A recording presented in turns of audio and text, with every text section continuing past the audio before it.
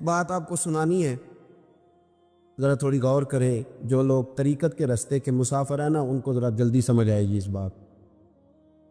بابا فرید الدین گنج شکر رحمۃ اللہ تعالیٰ علیہ کے ایک مرید تھے، حضرت جمال الدین ہانسوی. بابا صاحب کو مرید سے بڑا پیار ہو گیا. وہ ہانسا کے رہنے والے بابا صاحب پاک پتن کے، تو وہ بیچارے اکیلے بھائی تھے، والد بھی فوت ہو گیا تو ماں بوڑھی تھی. بابا صاحب نے ان سے کہا کہ تو پاک پتن آ جا. کہنے لگے حضور ماں نہیں اجازت دیتی، اگر آپ کہتے ہیں تو آ جاتا ہوں.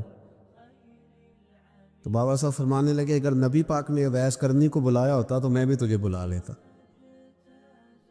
لیکن نبی کریم علیہ السلام نے انہیں نہیں بلایا تو لہذا میں تجھے بھی نہیں بلاتا. لیکن پیار بڑا تھا تو بابا صاحب کہنے لگے چل تو پاک پتن نہیں آتا تو میں تو تیرے گاؤں آ سکتا ہوں. 3 سال بابا جی مرید کی خاطر اس کے گاؤں میں چلے گئے. ان بھی پیٹو جاندے نے مرید کی خاطر، پر مرید پجاروں والا ہونا چاہیے. غریب ہو تو پھر انہوں نے راہ اوکھا لگتا ہے، پھر مشکل ہوتا ہے. چلے جاتے ہیں اب بھی چلے جاتے. ماڑا آئے تو انہوں کہنا تو جمعے راتی آئی سویرے 8 بجے. ہاں تو کدھر آ گئے. تگڑا آئے تو انہوں کہنے تو بڑی لیٹ آیا، تو راتی خواب بھی آیا سویرے. خدا بندہ یہ تیرے سادہ دل بندے کدھر جائیں. فقر بھی عیاری ہے، شہنشاہی بھی عیاری. میرے بھائی سنیں، بابا صاحب نا 3 سال مرید کے ہاں چلے گئے. 3 سال ہانسا میں آپ نے قیام فرمایا. 3 سال. والدہ تو ان کی جلدی انتقال کر گئے، لیکن بابا صاحب وہیں رہ گئے. تو وہ حضرت جمال الدین بڑے خوبصورت تھے، بڑے پیارے تھے، ویسے بھی ادائیں بڑی اچھی تھی ان کی، عالم فاضل. حضرت خواجہ بہاؤالدین زکریا ملتانی ایک دفعہ پاک پتن آئے بابا فرید صاحب کو ملنے، تو انہیں جمال الدین ہانسوی پسند آ گئے. انہوں نے ملتان جا کے بابا فرید کو خط لکھا کہ میرے سارے مرید اور خلفاء لے لے پر اپنا جمال الدین مجھے دے دے. تو بابا صاحب نے جواب میں ایک کی جملہ کا اور بڑا شاندار کہا. کہنے لگے بہاؤالدین حد کرتے ہو، کبھی کسی نے اپنا جمال بھی کسی کو دیا ہے؟ وہ تو میرا جمال ہے، یہ بھی کبھی کسی نے کسی کو دیا ہے؟ اللہ اکبر. انہوں نے نا کوئی روحانی کشش ڈالی حضرت جمال الدین ہانسوی کے دل. تو بابا صاحب اسباق پڑھا رہے تھے شاگردوں کو، تو حضرت جمال الدین ہانسوی آ گئے. آ کے کہنے لگے حضور میں نے ملتان جانا ہے. بابا صاحب نے فرمایا کوئی کام ہے، کوئی مجبوری ہے، کوئی رشتہ داری ہے؟ سمجھ گئے بابا فرید صاحب کے معاملہ پیچھے سے گڑبڑ ہو گیا. کیا مسئلہ ہے؟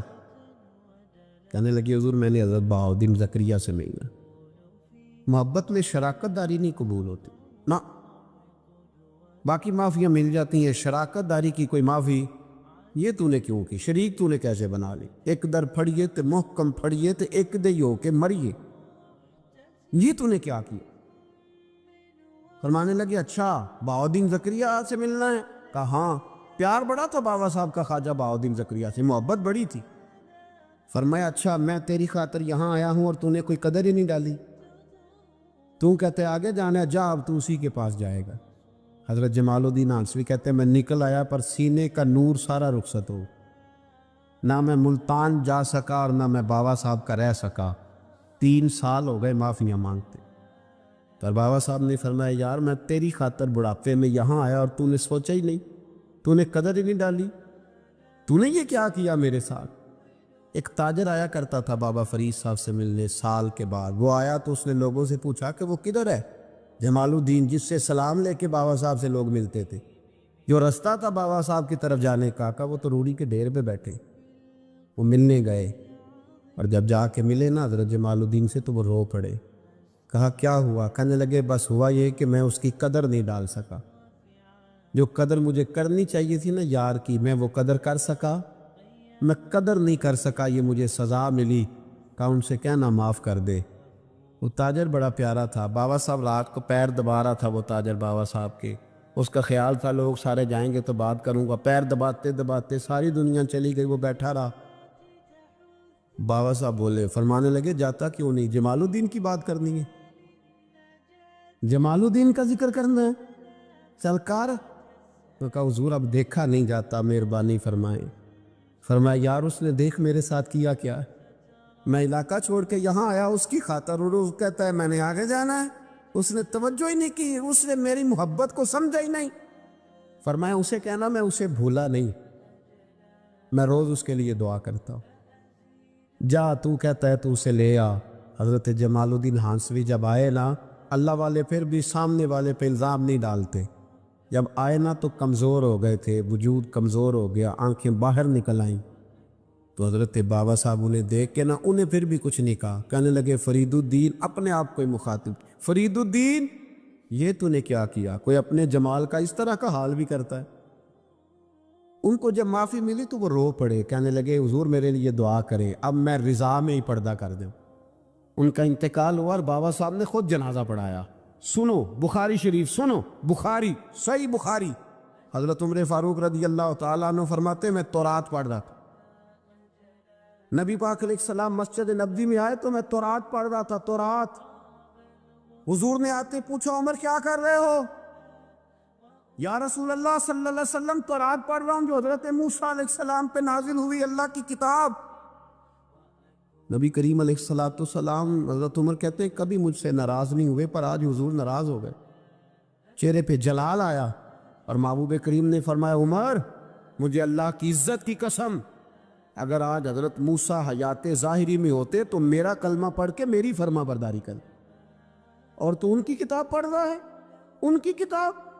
مسلمان کو کسی اور طرف نکلنے کی اجازت، یہاں تو گھر میں بھوک ہونا تو بندہ پڑوسی کے گھر سالن لینے جائے، اور اگر ہر چیز تجھے اپنے گھر ملے، ہر خیر تجھے ملے، پھر تو دائیں بائیں کیوں جائے؟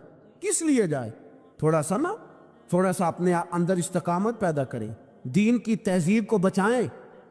رحمت اللہ علیہ درویش تھے دلی کے، بہت سارے لوگ مرید تھے، ایک بڑا خدمت گزار مرید تھا، مزدوری کرتا تھا، غریب تھا، تو 6 بیٹیاں تھیں اس کی۔ حضرت صاحب کے پاس روز آ کے کہتا حضور بچیوں کے لیے دعا کرے، اللہ کوئی اسباب پیدا کر دے، ایک بچی کی شادی کا خرچہ 1000 دینار ہے اور میں غریب، وہ حضرت صاحب دعا کر دیتے۔ خانقاہ شریف کے تھوڑے ہی فاصلے پر حضرت جہاں بیٹھ کے مریدوں کی تربیت کرتے تھے، اس سے تھوڑا ہی فاصلے پر نا ایک عیسائی رہتا تھا، بڑا مالدار تھا، بڑی سارے اونٹ، گائیں، بھیڑ، بکریاں رکھی ہوئی تھی، اور حضرت شرف الدین رحمت اللہ علیہ کی بڑی مخالفت کرتا تھا۔ اور یہ جو آپ کا غریب مرید تھا یہ اس کا پڑوسی تھا، ایک دن بلا کے نا ان کو کہنے لگا کہ تو کدھر جا کے جو ہے وہ ٹکرے مار رہا ہے، وہاں بھی کچھ نہیں ملنے والا، وہ تجھے کیا دیں گے جن کی خانقاہ خود چندے پہ چلتی ہے، مدرسہ چندے پہ چلتا ہے، مسجد چندے پہ چلتی ہے، تیری بیٹی کا معاملہ کہاں حل ہوگا؟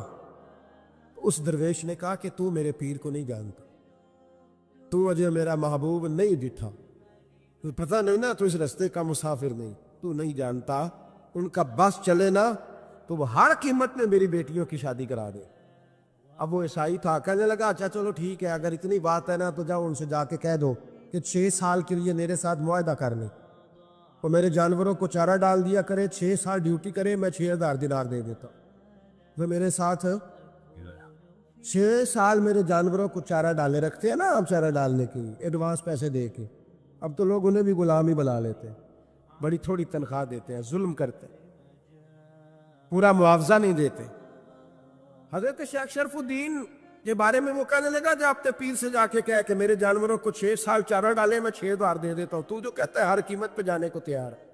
اس نے جب یہ بات کی تو مرید نے ناراض ہو گیا، وہ لڑائی ہو گئی، گربان پکڑ لیا، جھگڑا ہوا، بات بڑی دور گئی، اس طرح کی بات کرتا میرے حضرت کے بارے میں، تیرے جیسے کہیں میں وہاں کام پہ رکھا دوں۔ جب وہ بڑی بحث ہوئی، بات محلے میں، علاقے میں پھیل گئی، دنیا نے سن لی تو شیخ شرف الدین تک بھی پہنچ گئی، اس طرح جھگڑا ہوا ہے۔ لوگ سو گئے عشاء کی نماز کے بعد، حضرت صاحب نے نا سر پہ کپڑا لیا، اس عیسائی کے دروازے پہ دستک دی، وہ باہر آیا، فرمانے لگے لوگ تو سوچ سمجھ کے ملازم رکھتے ہیں، تو نے بھی تو سوچ ہی لیا ہوگا، تبھی تو مجھے آفر کی ہے، تو اپنی آفر پہ قائم ہے، واقعی مجھے رکھ لے گا اور 6000 دینار دے دے گا؟ کہنے لگا جا بابا کام کر اپنا۔ فرمایا نہیں، تو نے اتنے لوگوں میں بات کی، اتنی بحث ہوئی، تو قائم ہے؟ کہنے لگا میں تو قائم ہوں، پر آپ نے نہیں قائم رہنا۔ فرمایا میں سوچ سمجھ کے آیا۔ اس نے کہا آپ ڈیوٹی کریں گے، بحثوں کو چارہ ڈالیں گے؟ فرمایا ایک شرط، بس جب اذان ہو جائے نا تو مجھے رب کی نماز پڑھنے کی اجازت دے دے، باقی صبح و شام جو تو کہے گا۔ اگر اس غریب کی بیٹیاں بیائی جائیں تو مجھے اور کیا چاہیے، اس کی 6 بیٹیوں کا بوجھ ہے اس کے سر پہ، تو مجھے رکھ لے۔ اللہ اکبر۔